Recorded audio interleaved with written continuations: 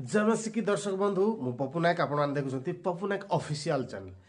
तो आज भिडियोटी विश्वासी अणविश्वासी बहुत जबरदस्त एवं बहुत खास सेवा को जाऊँगी कहीं बाइबल कहले आम गोटे बही को बुझी था यही प्रकार गोटे पुस्तक को बुझू जे प्रकृत में बाइबल कौन बाइबल केबे लिखाला किए बाइबल लिखी बाइबल कौन पाई लिखाई बाइबल को आरंभ रु शेष जाए लिखापी केते वर्ष समय लगिला केते टाइम लगिला बाइबल रो समस्त पुस्तक केउ स्थान रे लिखा गला बाइबल प्रथम केउ भाषा मानक लिखा गला ईश्वर केतोटी भाषा जानती एवं बाइबल को केउ माने लिखिले ज्ञानी माने मूर्ख माने ना साधारण जनता।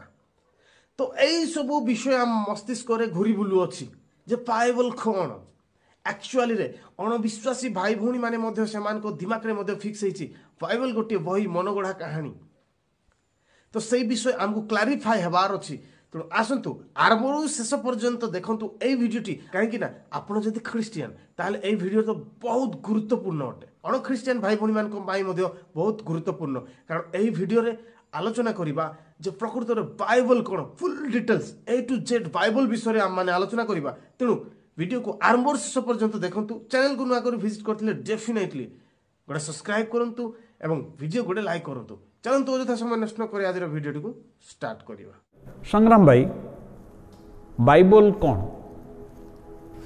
बाइबल जाकु कि पवित्र बाइबल बोली कहा जाए इंग्राजी भाषा रे होली बाइबल बोली कहा जाए यह होची ईश्वरंकर वाक्य एथिपाई यह ईश्वरंकर वाक्य जेहेतु ईश्वरंकर मुख निश्रुत वाक्य बोली बाइबल निजे दाबी करे बाइबल लिखा जाए जे समस्त शास्त्र अर्थात बाइबल अन्य माने जेमती भावती जे एटा गोटे पुस्तक बोली किंतु प्रकृति में बाइबल गोटे पुस्तक नुहे एटा गोटे कह गले गोटे ग्रंथागार जोठी कि 66टा पुस्तक अच्छी आउ ताहा मध्य दुई भागरे अच्छी गोटे भाग को पुरातन नियम बोली कहा जाए आउ गोटे भाग को नूतन नियम बोली कहा जाए प्रथम भागरे 39टा पुस्तक एवं द्वितीय भागरे बापू नूतन नियम रे 27टा पुस्तक ए प्रकार समुदाय 66टी पुस्तकर गोटे माने संगठन बोली कहबा गोटे ग्रंथागार बोली कहबा किंतु ए प्रतिटी पुस्तक रे ईश्वर ताहांकर परिकल्पना को प्रकाश करछ विशेषकर जेमती प्रथम रे कहिले जे मनुष्यर परित्राणर निमंते जहाँ आवश्यक सही संपर्कीय चिंता सही संपर्कीय परिकल्पना योजना जहाँ ईश्वर निजे मनुष्य मान बनै थिले ताहा से प्रकाश करछंती आउ जेहेतु यह ताहांकर प्रेरणा द्वारा लिखा जाइछि लोकमान से विभिन्न लोकमान को व्यवहार कले एमती नुहे जे ईश्वर गोटे पुस्तक लिखि आकाश रु खसाई देले सेमती हेनी यह मनुष्य मानकर बुझिबा भाषा रे मनुष्य मानकर निमंते एवं मनुष्य मान को उपकरण करिकि व्यवहार करागला ईश्वर किंतु से मान को चालना देले से मानकर मन को से मानकर सबु किछि को से नियंत्रण कले से प्रभावित कले एवं कहले मु एटा चाहूची लोकमान निकट में पहुँचाया पाई मात्र तुमे तुमर भाषा तुमर शैली को व्यवहार कर। बहुत धन्यवाद आपण बाइबल संबंध रे जो कथाटे कहले जे बाइबल गोटे पुस्तक नुहे मात्र 66टी पुस्तकर समाहार अटे आउ जाकि दुईटी भागरे विभक्त करा जाइछि पुरातन नियम एवं नूतन नियम जेतेबेले आपण कथा कहउतिले आपण कहले समस्त शास्त्र ईश्वर निश्चित सतीश भाई आपण ठो जानिबा को चाहिबी जे समस्त शास्त्र कहले पृथ्वीर सबु धर्मशास्त्र ना केवल बाइबल आपनकर प्रश्न बहुत मूल्यवान प्रश्न मु आउ टिके पछकू फेरिकी जीवी जमती कि रेवरेंड सिंह गोटे विषय सुंदर विषय से कहते जे बाइबल कौन आपनकर प्रथम प्रश्न दिला एवं से प्रथम प्रश्न ही बड़ गुरुत्वपूर्ण जे ए बाइबल शब्दटा गोटे मूल शब्द बिब्लियस रु ए शब्दटा उद्धृत होइछि एवं ए शब्दर मूल अर्थ होछि रेवरेंड सिंह किछि समय पूर्व कहले जे ग्रंथावली केते गुडे पुस्तकर समिष्टि को गोटे ग्रंथ भाव में रखाई एवं यह एका समय रे कि जड़े लोक बसी यहाँ लिखि ना भिन्न भिन्न समय रे प्राय 1500 रु 1600 वर्ष रे भिन्न भिन्न समय रे ଭିନ୍ନ ଭିନ୍ନ ଲେଖକମାନଙ୍କ ଦ୍ୱାରା ଲେଖାଯାଇଥିବା ଏକ ପୁସ୍ତକର ସମିଷ୍ଟିକୁ ବାଇବଲ ବୋଲି କୁହାଯାଏ। ଏବଂ ଆପଣଙ୍କର ଯେଉଁ ବର୍ତ୍ତମାନ ପ୍ରଶ୍ନ ଯେ ଏହା ଈଶ୍ୱର ନିଶ୍ୱାସିତ, ପୁରାତନ ସମୟରେ ବି ଏବଂ ବର୍ତ୍ତମାନ ସମୟରେ ବି ଭିନ୍ନ ଭିନ୍ନ ଲୋକ ଭିନ୍ନ ଭିନ୍ନ ପ୍ରକାର ପୁସ୍ତକ ଲେଖୁଛନ୍ତି, କିନ୍ତୁ ଏହିସବୁ ଯେଉଁ ପୁସ୍ତକ ଆମେ ଯେମିତି ଆଲୋଚନା କରୁଛୁ ଯେ ବାଇବଲରେ 66ଟି ଭିନ୍ନ ଭିନ୍ନ ପୁସ୍ତକ ଅଛି। ଏହି ପୁସ୍ତକ ଗୁଡ଼ିକର ସ୍ୱତନ୍ତ୍ରତା ଯେ ଯେଉଁ ଲେଖକମାନେ ଲେଖିଛନ୍ତି କେବଳ ନିଜର ଜ୍ଞାନରେ ଲେଖିନାହାନ୍ତି, ଏମାନେ ଈଶ୍ୱରଙ୍କର ଆତ୍ମା ଦ୍ୱାରା ଚାଳିତ ହୋଇ ସେମାନେ ଲେଖିଥିବାରୁ ବାଇବଲ ଏକ ଭିନ୍ନ ପ୍ରକାରର ପୁସ୍ତକ। ଏହା ରଚନା କରାଯାଇଥିବା ପୁସ୍ତକ ନୁହେଁ। ଈଶ୍ୱରଙ୍କର ଇଚ୍ଛାରେ ଜଗତରେ ଯେଉଁ ସବୁ ଘଟଣା ସବୁ ଘଟିଲା, ସେଇ ଘଟଣା ଗୁଡ଼ିକୁ କିଛି ଲୋକମାନେ ଈଶ୍ୱରଙ୍କ ଦ୍ୱାରା ଚାଳିତ ହୋଇ ଲେଖିଛନ୍ତି, ସେଥିପାଇଁ ଏହାକୁ ଈଶ୍ୱର ନିଶ୍ୱାସିତ ବାକ୍ୟ ବୋଲି କୁହାଯାଏ। ଏହାର ସ୍ୱତନ୍ତ୍ର ଆହୁରି ଗୋଟିଏ ବିଷୟ, ମନେ କରନ୍ତୁ ଯଦି 1600 ବର୍ଷର ଭିନ୍ନ ଭିନ୍ନ ସମୟରେ ଭିନ୍ନ ଭିନ୍ନ ସ୍ଥାନରେ ଲେଖାଯାଇଥିବା ପୁସ୍ତକ ଗୁଡ଼ିକର ସମିଷ୍ଟି, କିନ୍ତୁ ଆପଣ ଦେଖିବେ ଯେ ପ୍ରଥମ ପୁସ୍ତକ ସହିତ ଆଉ ଗୋଟିଏ ପୁସ୍ତକର ବଡ଼ ମେଳ ଖାଉଥିବ। ତେଣୁ ଏହା ସବୁ ପୁସ୍ତକ ମାନେ ଅନେକ ପୁସ୍ତକ ଅଛି, କିନ୍ତୁ ବାଇବଲରେ ଯେଉଁ 66ଟି ପୁସ୍ତକ ଅଛି ଏହା ଈଶ୍ୱରଙ୍କ ଦ୍ୱାରା ଚାଳନା ପାଇ ଲୋକମାନେ ଲେଖିଥିବାରୁ ଈଶ୍ୱରଙ୍କର ମୁଖ ନିଃସୃତ ବାକ୍ୟ ବୋଲି ବହୁତ କୁହାଯାଏ। ବଢ଼ିଆ କଥା କହିଲେ। ବାଇବଲ ଏକ ସ୍ୱତନ୍ତ୍ର ପୁସ୍ତକ ଅଟେ। ଯଦିଓ ଏହା 66ଟି ପୁସ୍ତକର ସମଷ୍ଟି ଅଟେ, ଯାହାକୁ ବିବ୍ଲିୟସ୍ ବୋଲି କୁହାଯାଏ, ବିବ୍ଲିୟସ୍ ଶବ୍ଦରୁ ବାଇବଲ ଶବ୍ଦଟି ଆସିଛି, କିନ୍ତୁ ଆମେ ଦୁଇ ଜଣ ବକ୍ତାଙ୍କ ଠାରୁ ଶୁଣିଲୁ ଯେ ଏହା ଈଶ୍ୱର ନିଶ୍ୱାସିତ। ତ ରେଭରେଣ୍ଡ ସଂଗ୍ରାମ ସିଂ, ଆପଣ କୁହନ୍ତୁ ଯେ କିଏ ବାଇବଲ ଲେଖିଲେ? ଈଶ୍ୱରଙ୍କର ଆତ୍ମା ସେ ବିଭିନ୍ନ ସମୟରେ ଭିନ୍ନ ଭିନ୍ନ ବ୍ୟକ୍ତିମାନଙ୍କୁ ପ୍ରେରଣା ଦେଲେ। ଅଲମୋଷ୍ଟ 1600 ବର୍ଷ ସମୟ ଲାଗିଛି ପ୍ରଥମ ପୁସ୍ତକରୁ ଶେଷ ପୁସ୍ତକ ଲେଖାଯିବା ପର୍ଯ୍ୟନ୍ତ। ଏବଂ এই ପୁସ୍ତକ ଗୁଡ଼ିକ ଭିନ୍ନ ଭିନ୍ନ ସ୍ଥାନରେ ଲେଖାଯାଇଛି, ପୁଣି ଭିନ୍ନ ଭିନ୍ନ ଭାଷାରେ ଲେଖାଯାଇଛି। ଉଦାହରଣ ସ୍ୱରୂପ ପୁରାତନ ନିୟମଟି ଏବ୍ରି ଭାଷାରେ, ଆଉ କିଛିଟା ଅରାମିକ ଭାଷାରେ ଲେଖାଯାଇଛି। ନୂତନ ନିୟମଟା ପ୍ରାୟତଃ ଗ୍ରୀକ୍ ଭାଷାରେ ଲେଖାଯାଇଛି। ଏଥିପାଇଁ ଏ ଭାଷା ଗୁଡ଼ିକରେ ଲେଖାଗଲା କାରଣ ବିଭିନ୍ନ ସମୟ କାଳରେ ଲେଖାଯାଇଥିବାରୁ ଯେଉଁ ସମୟରେ ଯେଉଁ ଭାଷାଟା ବେଶୀ ପ୍ରଚଳିତ ଥିଲା ସେହି ଭାଷାରେ ସେ ପୁସ୍ତକ ଗୁଡ଼ାକ। ତ ଏଇ ହିବ୍ରୁ ଭାଷା, ଏବ୍ରି ଭାଷା କହିଲେ, ହିବ୍ରୁ ଭାଷା ବା ଏବ୍ରି ଭାଷା ବା ଆଉ ଗୋଟେ କ'ଣ କହିଲେ ଅରାମିକ ଭାଷା, ଆଉ ନୂତନ ନିୟମରେ ଗ୍ରୀକ୍ ଭାଷା, ଏ ତିନୋଟି ଭାଷା କ'ଣ ଈଶ୍ୱରଙ୍କର ଭାଷା? ନାଇଁ, ସେଗୁଡ଼ା ହେଉଛି ମନୁଷ୍ୟମାନଙ୍କର ଭାଷା। କହିବାକୁ ଗଲେ ଯେମିତିକି ବର୍ତ୍ତମାନର ସମୟରେ ଇଂରାଜୀ ଭାଷାକୁ ଇଣ୍ଟରନ୍ୟାସନାଲ ଲାଙ୍ଗୁଏଜ୍, ଆନ୍ତର୍ଜାତୀୟ ଭାଷା ବୋଲି କୁହାଯାଉଛି, ସେମିତି ଆଉ ହିବ୍ରୁ ଭାଷାଟି ସେହି ସମୟରେ ବହୁତ ପ୍ରଚଳିତ ଥିଲା। ଆଉ ବିଶେଷ କରିକି ବାଇବଲରେ ଯେଉଁ ଘଟଣା ଗୁଡ଼ିକ ଲେଖା ଅଛି ଏବଂ ଯେଉଁ ଲୋକମାନଙ୍କର ସମ୍ପୃକ୍ତି ଅଛି, ଯେଉଁ ଲୋକମାନଙ୍କର ବିଷୟରେ ଲେଖାଯାଇଛି ବା ସେମାନଙ୍କ ଜୀବନରେ ଘଟିଥିବା ଘଟଣା ଗୁଡ଼ିକ ଲେଖା ଅଛି, ମୌଳିକ ଭାବରେ ସେମାନେ ପ୍ରାୟତଃ ଜିହୁଦୀ ବା ହିବ୍ରୁ ଲୋକ ଥିଲେ। ଆଉ ସେମାନଙ୍କର ପ୍ରଚଳିତ ଭାଷାରେ, ଆଉ ସେମାନେ ହିଁ ଅଧିକାଂଶ ଲେଖକ ଥିଲେ। ସେଥିପାଇଁ ଉଦାହରଣ ସ୍ୱରୂପ ପ୍ରଥମ 5ଟି ପୁସ୍ତକ ମୋଶା ନାମକ ଜଣେ ବ୍ୟକ୍ତି ଲେଖିଛନ୍ତି। ସେ ଜଣେ ହିବ୍ରୁ ଲୋକ ଥିଲେ, ଆଉ ତାଙ୍କର ଭାଷା ଥିଲା ସେୟା। ଆଉ ସେମିତି ଅନ୍ୟ ପୁସ୍ତକ ଗୁଡ଼ିକ ମଧ୍ୟ ଯେଉଁମାନେ ଲେଖିଛନ୍ତି ସେମାନେ ହିବ୍ରୁ ଲୋକ ଥିଲେ, ସେମାନଙ୍କର ଭାଷା ସେଇଟା ଥିଲା। ସେଥିପାଇଁ ଈଶ୍ୱର ମନୁଷ୍ୟମାନଙ୍କର ଭାଷାକୁ ବ୍ୟବହାର କରିଛନ୍ତି। ଈଶ୍ୱର ତ କହିବାକୁ ଗଲେ ଭାଷାର ସ୍ରଷ୍ଟା, ସେ ସବୁ ଭାଷା ତାଙ୍କର। ଆମେ କୌଣସି ଗୋଟେ ନିର୍ଦ୍ଦିଷ୍ଟ ଭାଷାକୁ ଏଇଟା ଈଶ୍ୱରଙ୍କର ଭାଷା, ଅନ୍ୟ ଗୁଡ଼ାକ ଈଶ୍ୱରଙ୍କର ଭାଷା ନୁହଁ ବୋଲି କୁହାଯାଇପାରିବ ନାହିଁ। ଆମ ଭାରତବର୍ଷରେ ଗୋଟେ ନିର୍ଦ୍ଦିଷ୍ଟ ଭାଷାକୁ ଈଶ୍ୱରଙ୍କ ଭାଷା ବୋଲି ଲୋକମାନେ ଦାବି କରନ୍ତି। ନାଇଁ, ସେଇଟା ଲୋକମାନେ ଦାବି କରିପାରନ୍ତି, କିନ୍ତୁ ତାର ଅର୍ଥ ନୁହେଁ ଯେ ଈଶ୍ୱର ଅନ୍ୟ ଭାଷାଟା ଜାଣନ୍ତି ନାହିଁ। ଯଦି ସେ ଖାଲି ଗୋଟିଏ ଭାଷାରେ ସୀମିତ, ତାକୁ ଈଶ୍ୱର ବୋଲି କେମିତି କହିବା? ସେଇଟା ଗୋଟେ ପ୍ରଶ୍ନ ଆସିଯାଉଛି। ସେ ଯାହା ବି ହଉ, କିନ୍ତୁ ମନୁଷ୍ୟମାନଙ୍କର ଭାଷାରେ ଈଶ୍ୱର ତାଙ୍କର ଭାବକୁ, ତାଙ୍କର ଚିନ୍ତା, ତାଙ୍କର ଯୋଜନା, ତାଙ୍କର ପରିକଳ୍ପନା, ଉଦ୍ଦେଶ୍ୟକୁ ପ୍ରକାଶ କରିବା ପାଇଁ ଚାହିଁଲେ। ଯଦି ଖାଲି ସେ ନିଜ ଭାଷାରେ ସୀମିତ କରି ରଖିଥାନ୍ତେ ତାହେଲେ ସର୍ବସାଧାରଣ ପାଇଁ ସେଇଟା ଉପାଦେୟ ହେବ ନାହିଁ।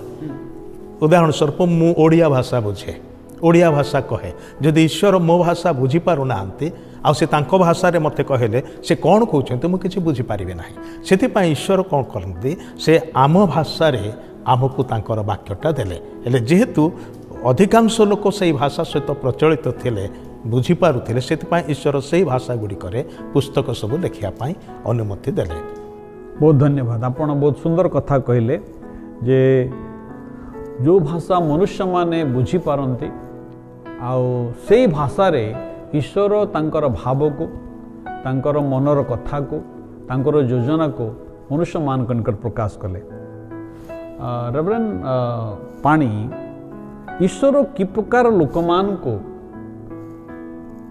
ଈଶ୍ୱରଙ୍କର ବାକ୍ୟକୁ ଲିପିବଦ୍ଧ କରିବା ପାଇଁ, ଶାସ୍ତ୍ର ଆକାରରେ ଦେବା ପାଇଁ କି ପ୍ରକାର ଲୋକମାନଙ୍କୁ ବ୍ୟବହାର କଲେ?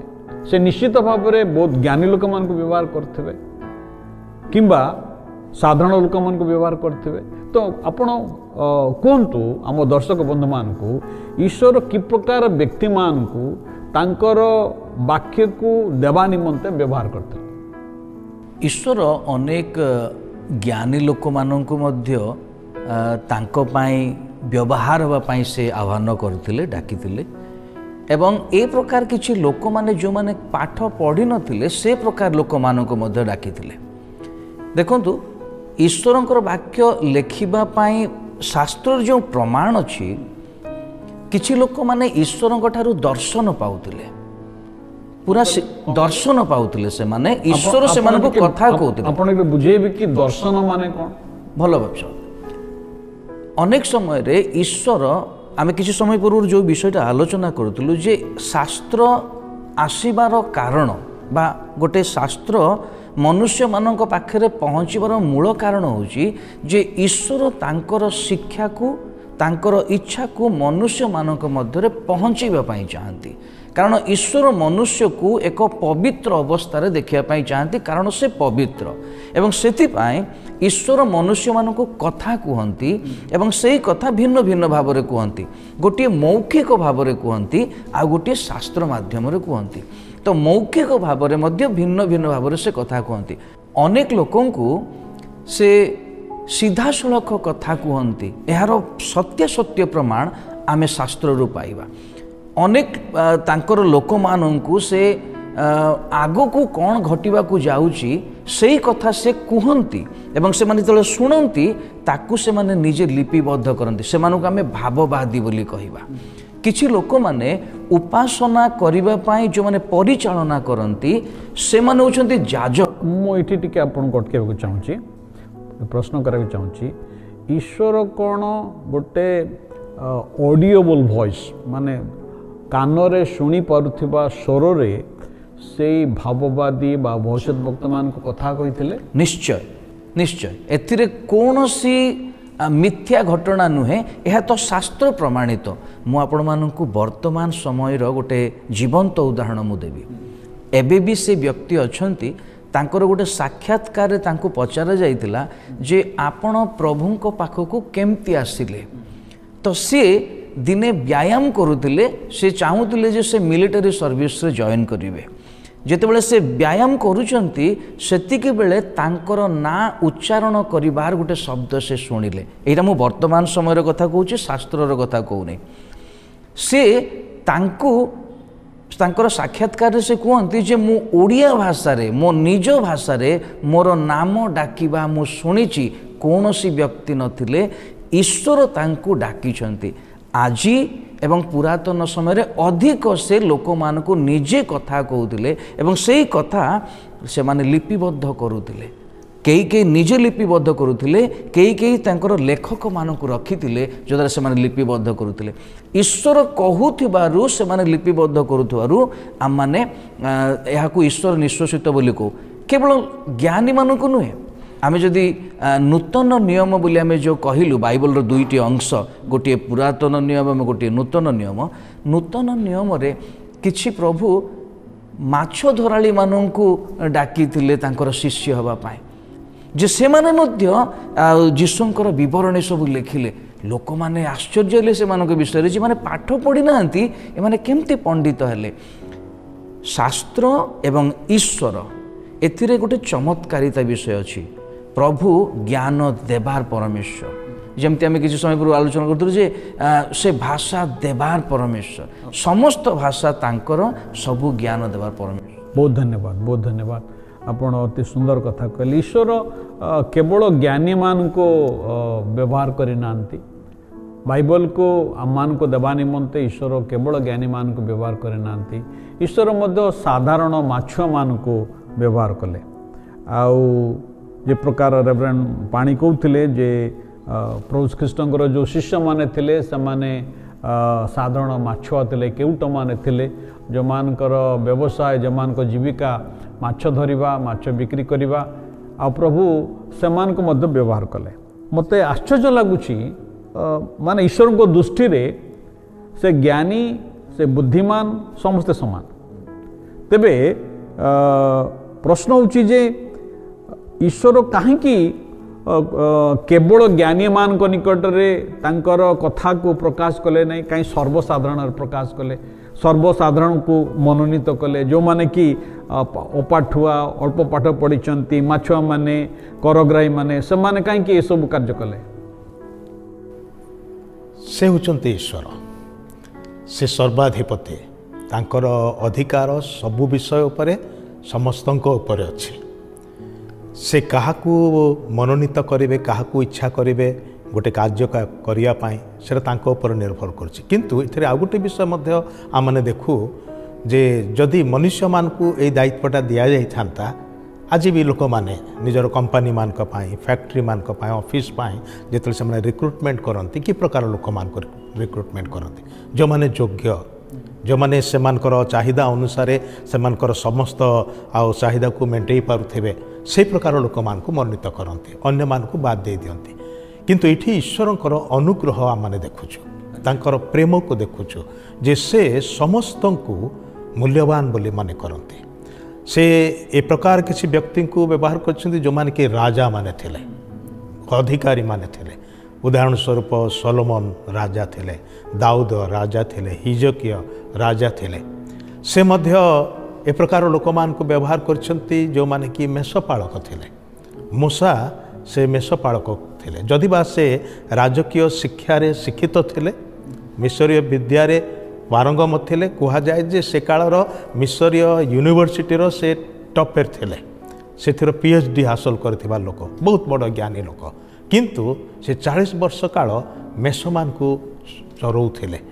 ସେଇଠୁ ପ୍ରଭୁ ତାଙ୍କୁ ଆହ୍ୱାନ କରିକି ପ୍ରଥମ 5ଟି ପୁସ୍ତକ ଲେଖିବା ପାଇଁ ତାଙ୍କୁ କହିଲେ। ଆଉ ତାଙ୍କୁ ବ୍ୟବସ୍ଥା ଦାତା ବୋଲିକି କୁହାଯାଏ, କାରଣ ଈଶ୍ୱର ତାଙ୍କ ଦ୍ୱାରା ମନୁଷ୍ୟ ସମାଜର ପାଇଁ ଯେଉଁ ନୀତି ନିୟମ ଦରକାର, ସାମାଜିକ ପ୍ରାଣୀ ଭାବରେ ବସବାସ କରିବା ପାଇଁ, ଯଦ୍ୱାରା ମନୁଷ୍ୟ ସମାଜରେ ଶାନ୍ତିରେ ଶୃଙ୍ଖଳାରେ ରହିପାରିବ, ପରସ୍ପରର ସହିତ ଆଉ ସେ ସୁରକ୍ଷାରେ ରହିପାରିବ, ସେଥିପାଇଁ ଯେଉଁ ନୀତି ନିୟମ ସବୁ ଦେଇଛନ୍ତି ସେଟା ମୂଷାଙ୍କ ଦ୍ୱାରା ଦେଲେ। ଆଉ ସେଇଟା କହିବାକୁ ଗଲେ ପ୍ରାୟ ସବୁ ଦେଶରେ ଅଳ୍ପ ବହୁତ ବ୍ୟବହାର ହେଉଛି, ଅଧିକାଂଶ ସେଥିରୁ ନିଆଯାଇଛି ବୋଲି କହିଲେ ଅତ୍ୟୁକ୍ତି ହେବ ନାହିଁ। ତେବେ ସେ ପ୍ରକାର ଲୋକମାନଙ୍କୁ ପ୍ରଭୁ ବ୍ୟବହାର କରିଛନ୍ତି। କେତେକ ଉଚ୍ଚସ୍ତରର ଶିକ୍ଷିତ ଲୋକମାନଙ୍କୁ ନେଇଛନ୍ତି, ଆଉ ଯେମିତି କହିଲେ ମାଛ ଧରାଳିମାନଙ୍କୁ ନେଲେ। ସେମାନେ ଏମିତି ସେମାନେ ଅପାଠୁଆ ଥିଲେ ତାହା ନୁହେଁ, ସେମାନେ କିଛି ପାଠ ପଢ଼ିଥିଲେ, କାରଣ ଜିହୁଦୀମାନେ ସାଧାରଣତଃ ବେସିକ୍ ପାଠଟା ନିହାତି ପଢ଼ିଥାନ୍ତି, ଯେଉଁଟାକି ସେମାନଙ୍କୁ ଘରେ ପଢ଼ିବାକୁ ପଡ଼େ। ଆଉ ଏମାନେ ସେଇ ଶିକ୍ଷାଟା ପାଇଥିଲେ। ତେବେ ଅଳ୍ପ ଶିକ୍ଷିତ ଏବଂ ଅତି ଉଚ୍ଚ ଶିକ୍ଷିତ, ନୂତନ ନିୟମରେ ମଧ୍ୟ ସାଧୁ ପାଉଲ ସେ ନୂତନ ନିୟମର ପ୍ରାୟ ଅଧିକ ଅଲମୋଷ୍ଟ ଅଧା ପୁସ୍ତକ ସେ ଲେଖିଛନ୍ତି କହିବାକୁ ଗଲେ, ବା ତାଙ୍କ ଦ୍ୱାରା ପ୍ରଭୁ ଲେଖିବା ପାଇଁ ଦେଇଛନ୍ତି। ଆଉ ସେ ସବୁଠାରୁ ଉଚ୍ଚ ଶିକ୍ଷିତ ଥିଲେ ନୂତନ ନିୟମର ଲେଖକମାନଙ୍କ ମଧ୍ୟରେ।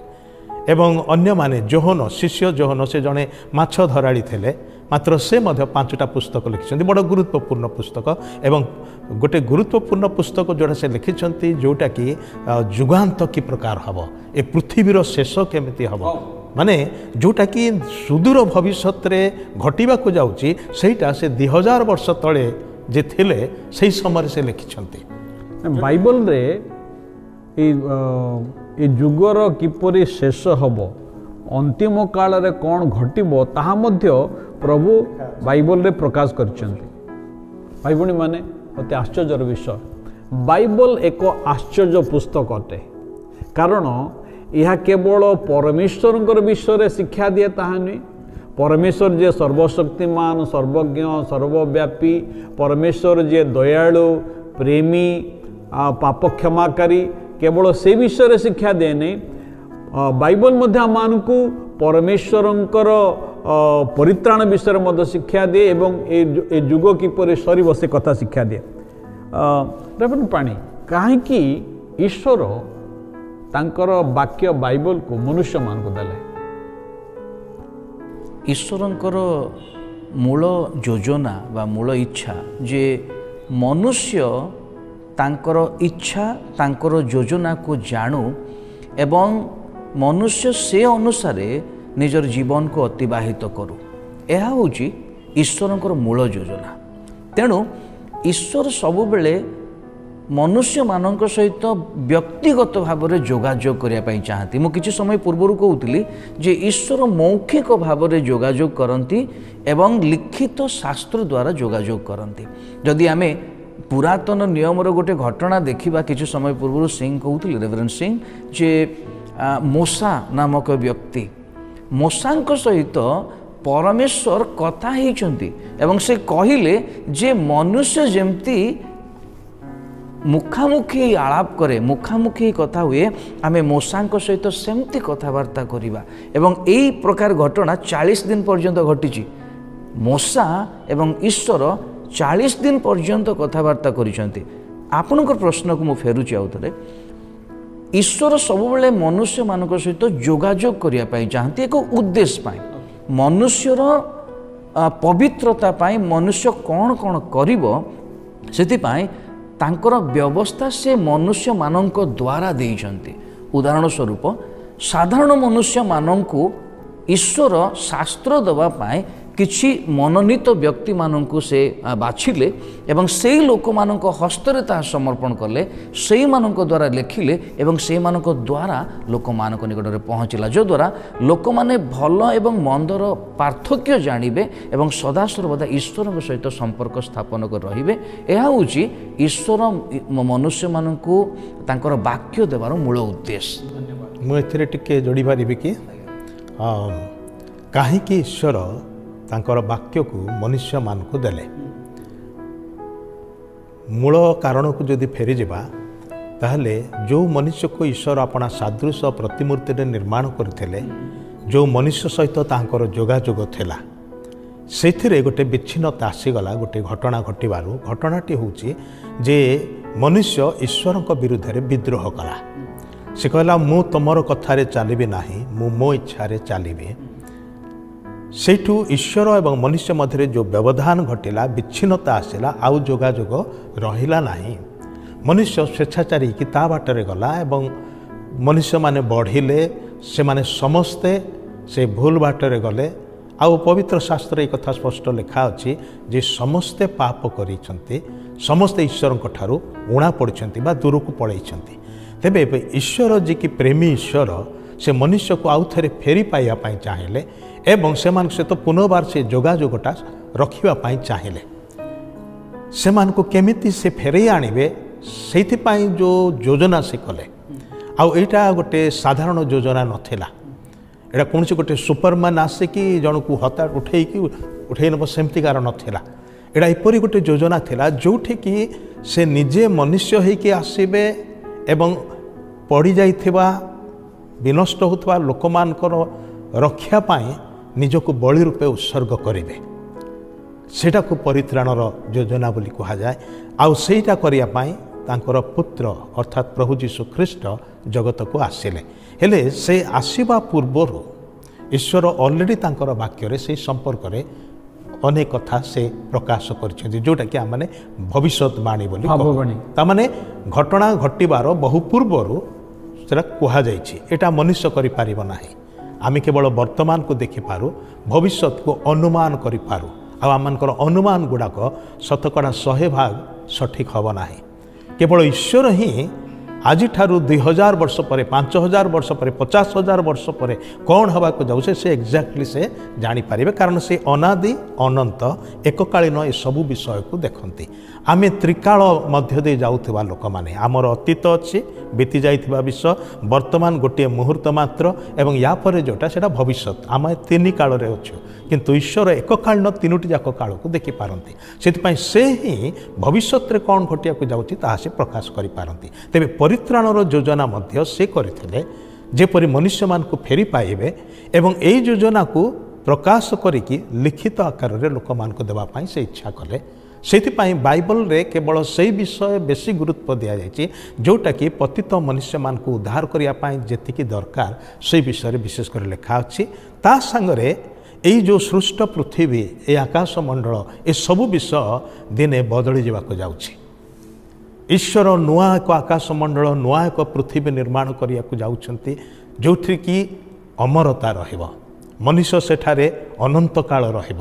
ଏହି ପୃଥିବୀରେ ଆମେ ଯେତେ ଭଲ ଖାଦ୍ୟ ଖାଇଲେ ବି ଯେତେ ଔଷଧ ନେଲେ ମଧ୍ୟ ଆମର ବୟସ ବେଶୀ ରହିପାରିବ ନାହିଁ।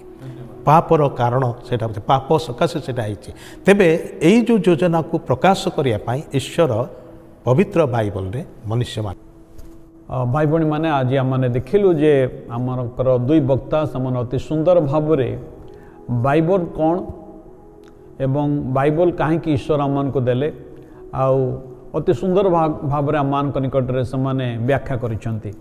ବାଇବଲ ଈଶ୍ୱରଙ୍କର ବାକ୍ୟ ଅଟେ ଏବଂ ବାଇବଲକୁ ଲେଖିବା ନିମନ୍ତେ ପ୍ରଭୁ ରାଜା ମହାରାଜା ଆଉ ଯାଜକ ଭାବବାଦୀ ସାଧାରଣ ମାଛୁଆମାନଙ୍କୁ କରଗ୍ରାହୀମାନଙ୍କୁ ସେ ବ୍ୟବହାର କଲେ ଯେପରି ଲୋକମାନେ ଈଶ୍ୱରଙ୍କର ବାକ୍ୟ ଅନୁଯାୟୀ ଜଗତରେ ବଞ୍ଚିବେ।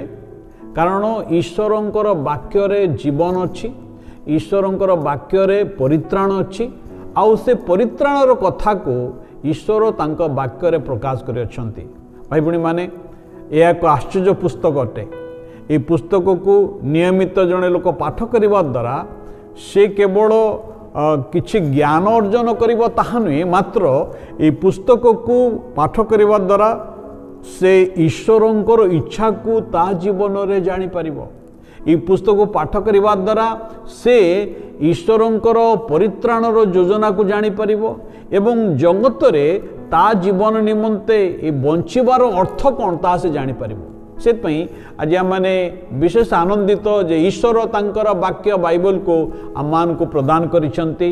ଆଉ ବର୍ତ୍ତମାନ ବାଇବଲ ସମଗ୍ର ବିଶ୍ୱରେ ସାରା ପୃଥିବୀରେ ଆଉ ସମସ୍ତଙ୍କ ଭାଷାରେ ପ୍ରାୟ ଉପଲବ୍ଧ ଅଟେ।